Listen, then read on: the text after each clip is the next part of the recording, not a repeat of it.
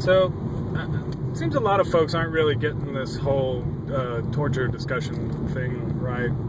To me, this is a profoundly disturbing chapter of American history.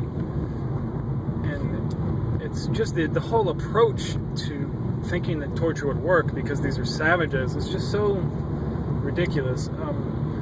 The problem with torture is that it doesn't get good information. They tell you what you want to hear, not what you're trying to figure out, because usually you have some other intelligence, but you want to confirm it or you want to find something else. You're not going to ever give them so much pain that they'll give you the suicide bomb plot, because it's not going to work, because someone who's committed to killing themselves will die to do that. So telling them with death doesn't really work.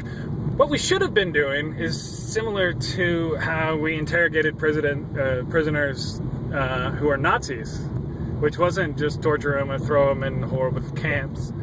And there's some stories about this where some of the interrogations would be talking to them, playing chess with them, or doing that. We would have learned so much more about what these people are trying to do, their philosophy, and their operations, if we have a program where Gitmo is not this starve them out, torture them kind of place, but is a holding center.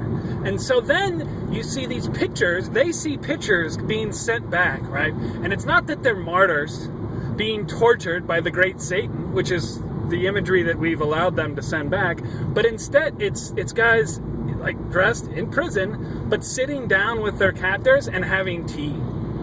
And the idea here is that you're trying to get information out of them. And that information is going to come much better when you have a pleasant conversation about something they enjoy.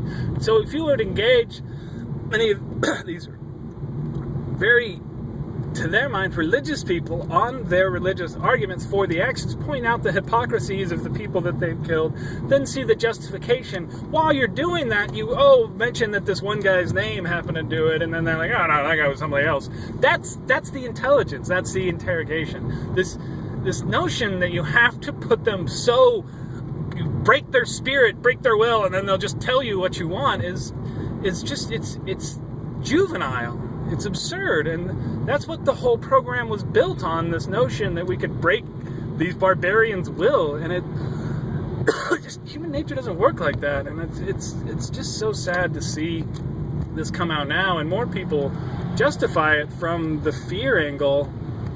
I hate to see people justify torture because of fear.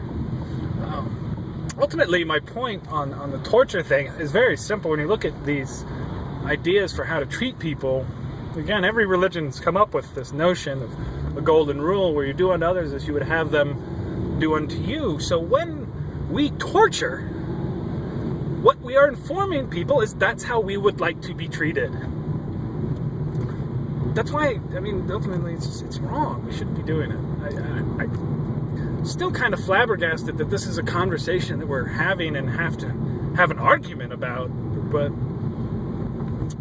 we do, because we did this, and now it still seems like people are confused about the rightness or wrongness of it, which they should not be. It was wrong. And Cheney should be in prison. That's another story. That was a big mistake that Obama made. If you want to look for something that Obama fucked up on this, it's not prosecuting.